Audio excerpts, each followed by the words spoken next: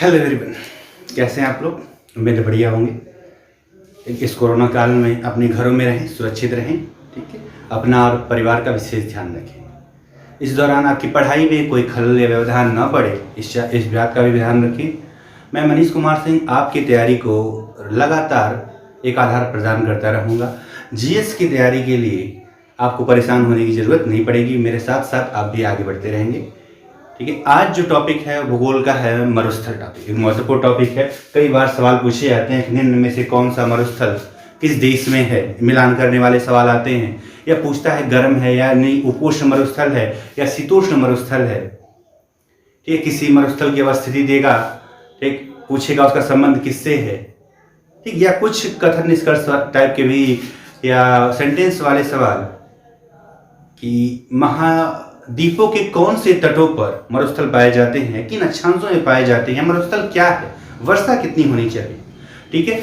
तो पृथ्वी का मैंने वह भूमि जहां पर वार्षिक वर्षा 25 सेंटीमीटर से कम हो, अर्थात इतनी कम वर्षा हो कि वनस्पतियां ना उग सके, ठीक, वो क्षेत्र क्या कहलाता है, मरुस्थल कहलाता है। क्या कहलाता है, मरुस्थल कहलाता है। अब चूंकि पृथ्वी पे, ठीक है, 3 काल्पनिक रेखाएं खींची हमने, विषुवत रेखा, कर्क रेखा और मकर रेखा। 0 डिग्री विषुवत रेखा है, ठीक है। सूर्य जो है साल भर इस कर्क से मकर के बीच रहता है, अर्थात विषुवत पर लगातार टेम्परेचर बना रहता है। ऐसे में यहाँ पर जो संवहनीय धाराएं हैं, ठीक है, वो ऊपर की तरफ उठती हैं। ऊपर की तरफ उठती हैं तो यहाँ निम्न दाब बनता है, जिससे कि यहाँ वर्षा साल भर होती रहती है, ठीक है, ठीक। जबकि 30 से 40 डिग्री से साउथ में और नॉर्थ में, और कहां पर, साउथ में 30 से 40 डिग्री में ये वायुदाब जो है नीचे की तरफ बैठता है। किधर बैठता है, नीचे की तरफ। तो वहां पर उपोष्ण उच्च वायुदाब उत्पन्न होता है, जिसके कारण सामान्यतः इन क्षेत्रों में वर्षा नहीं हो पाती। अर्थात वे क्षेत्र, महाद्वीपों के वे क्षेत्र जो इस अक्षांश में पड़ रहे हैं, किसमें, 30 से 40 उत्तरी, 30 से 40 दक्षिणी में पड़ते हैं, तो सामान्यतः मरुस्थल वहीं पर पाए जाते हैं, ठीक है। एक चीज पता चल गया, किन अक्षांशों में सामान्यतः पाए जाते हैं, 30 से 40 डिग्री अक्षांशों में। उसी तरह अगर बात करें, ठीक है, महाद्वीपों के पश्चिमी तटों पर ही अधिकतर मरुस्थल पाए जाते हैं। ऐसा क्यों, क्योंकि यह ध्यान रखिए कि अधिकतर ठंडी धाराएं महाद्वीपों के पश्चिमी तटों की ओर बहती हैं। यही कारण है कि मरुस्थल कहां पाए जाते हैं, पश्चिमी तटों पर, ठीक है। क्योंकि सामान्य सी बात है भाई, ठंडी और गर्म 2 प्रकार की अगर धाराएं हैं तो किसका वाष्पीकरण ज्यादा होगा, गर्म वाले का ज्यादा होगा, ठीक है। इसका गर्म वाले का ज्यादा होगा, तो ऐसे में वहां पर वर्षा क्या होगी, ज्यादा होगी, ठीक है। ठंडी जलधारा का वर्षा क्या, वाष्पीकरण कम होगा तो वर्षा कम होगी, वर्षा कम तो क्या बनेगा, मरुस्थल बनेगा। क्या बनेगा, मरुस्थल बनेगा।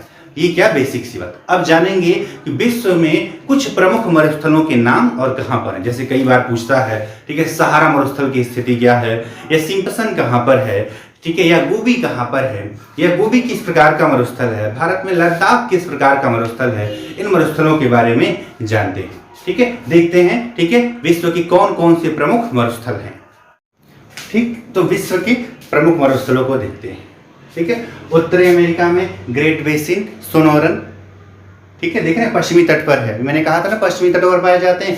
देखिए इधर पश्चिमी तट अधिकतर आप देख रहे हैं ना, पश्चिमी तटों पर ही पाए जा रहे हैं। किधर पाए जा रहे हैं, पश्चिमी तटों पर। सब नहीं कह सकते, अधिकतर कहां पर, पश्चिमी तटों पर। कारण क्या था, जलधारा। कारण क्या थी, जलधारा, ठीक। ग्रेट बेसिन, सोनोरन, इसके अलावा सेंचुरा, मोजेब, ठीक, ये सब के सब कहां पर हैं, नॉर्थ अमेरिका में, यानी उत्तरी अमेरिका में। दक्षिण अमेरिका में अटाकामा चिली की तरफ पड़ता है, और पैटागोनिया, ठीक है, ये दक्षिण अमेरिका में, ठीक। अफ्रीका में बढ़े तो अफ्रीका में विश्व का सबसे बड़ा मरुस्थल कौन सा मरुस्थल है, सहारा मरुस्थल, जिसके अंदर 2 और भी हैं, नूबियन और लीबिया। विश्व का सबसे बड़ा मरुस्थल सहारा, ये उपोष्ण है। कैसा है, उपोष्ण है। इसके बाद जो बात करें, नामीबिया में कौन सा मरुस्थल है, नामीब है। बोत्सवाना में कौन सा है, कालाहारी है, ठीक है। सोमालिया में कौन सा है, सोमालिया है, ठीक है। ये कौन, सऊदी अरब में जो बात करें तो 3 है, नाफूर है, हमद है और रब अल खली है, ठीक। ईरान में जो दस्त ए कबीर और दस्त ए लुट है। भारत पाकिस्तान में क्या है, थार है, ठीक है। इधर देखिए तुर्कमेनिस्तान की तरफ तो कराकुम है, फाइजुलकुम है, तकलामाकान चीन में, ठीक है, गोबी मंगोलिया में, ठीक है, ठीक। इसके अलावा जो है अगर ऑस्ट्रेलिया महाद्वीप में देखें तो Great Victoria, Great Sandy, Simpson, Gibson, Barberton, Sandy, अधिकतर ये कहाँ पर है, ठीक है, ठीक, ऑस्ट्रेलिया महाद्वीप में पाए जाते हैं। तो ये क्या है, विश्व के प्रमुख मरुस्थल हैं। क्या है, विश्व के प्रमुख मरुस्थल जो अन्य देशों में, अलग अलग देशों में पाए जाते हैं, जिनमें सबसे बड़ा मरुस्थल कौन सा है, सहारा। दूसरा सवाल, विश्व में किस मरुस्थल में जनघनत्व सबसे ज्यादा है, तो भारत और पाकिस्तान में फैला हुआ थार मरुस्थल में जनघनत्व क्या है, सबसे ज्यादा है। ठीक है, तो इस छोटे से टॉपिक में हमने जाना विश्व के मरुस्थलों के बारे में, कैसे बनते हैं और कहां कहां पर इनका क्या है, विस्तार है। तो आज के लिए इतना ही, अगली क्लास में किसी नए टॉपिक के साथ मिलेंगे। ठीक, धन्यवाद।